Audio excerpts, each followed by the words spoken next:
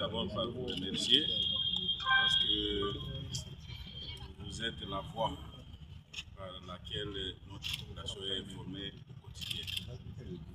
Je suis ravi parce que finalement, ce que nous avons fait avec les collègues à deux, aujourd'hui sera connu par le public, par la population congolaise, d'une manière qui nous a élus dans la circonscription électorale du territoire d'Aru d'une manière particulière.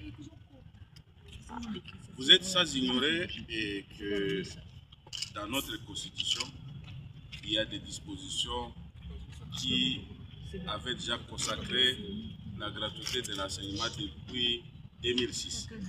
Il s'agit des articles 43 et article 72. Si je peux lire les dispositions de ces deux articles rapidement, l'article 43 dit que l'enseignement primaire est obligatoire et gratuit dans les établissements publics. Et l'article 72 dit que l'enseignement primaire assure une formation de base. Il est obligatoire et gratuit.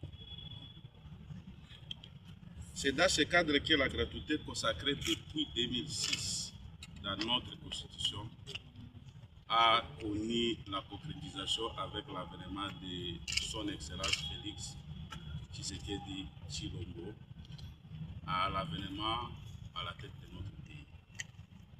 Et nous sommes très contents parce que notre population a accueilli cette gratuité avec ferveur, avec joie, et que la gratuité se porte à merveille dans la circonscription électorale où nous sommes élus.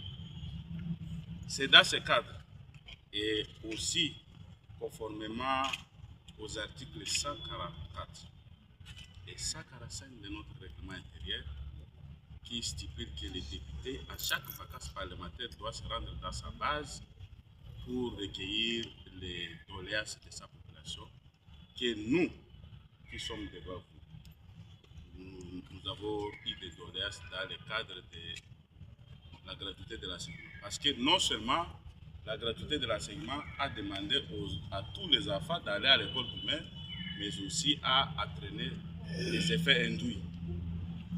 Beaucoup d'élèves dans la salle de classe et le nombre de salles de classe était devenu réduit. Il y a eu l'augmentation du nombre d'enseignants. Parce qu'un enseignant ne peut pas tenir plus de ces 4 élèves dans une salle de classe.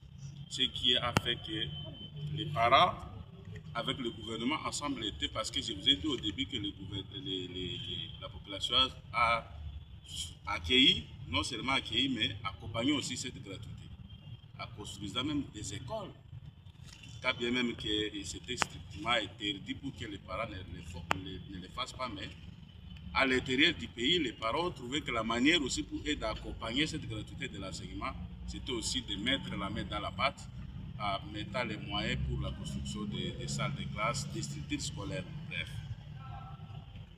Alors nous ne pouvions pas rester bras croisés devant cette situation.